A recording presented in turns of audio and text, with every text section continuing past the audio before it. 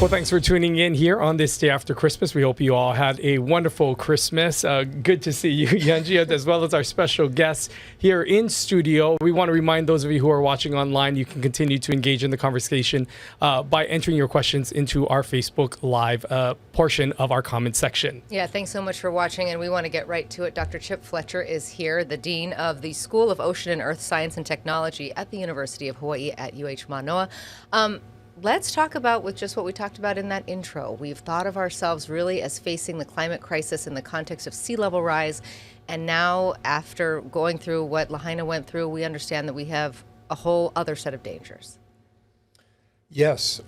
So here we are at the end of another year where, from a climate perspective, we've entered uncharted territory. 2023 is going to be a record-setting year in terms of the average surface temperature of the planet. The hottest year we have measured in over a century of careful measurements. We saw this past year for 2 days in a row the average temperature reaching 2 degrees Celsius above the pre-industrial average surface temperature. This is a long-feared milestone that nobody expected we would cross this past year. It looks like this year will also breach the 1.5 degrees Celsius milestone, which has been set by the United Nations.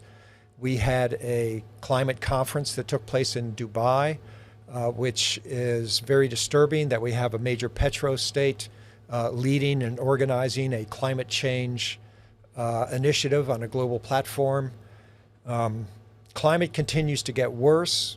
Nations and communities around the world continue to pledge to cut their greenhouse gas emissions, but the demand for new forms of energy continues to rise, and the most convenient and easiest to reach forms of energy are the fossil fuels. So I characterize where we are now as a global community as climate purgatory.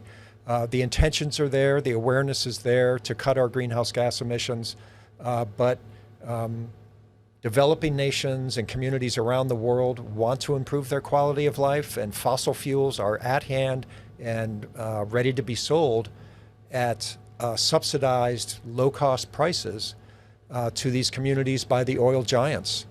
And here in Hawaii, of course, we are wrestling with converting our energy systems to clean energy systems, transitioning to becoming more independent, so we're not dependent on external forms of energy brought to our state. And we want to do the same thing in terms of our food systems. We want to do the same thing in terms of our materials. We want to become more resilient as a community because climate change is hitting us harder and harder. Drought is spreading, rainfall has decreased, the air is getting warmer. And these, of course, lend themselves to our loss of our relationship with large tracts of land with the end of the plantation era and the inward movement of invasive species of grass, which catch fire very rapidly.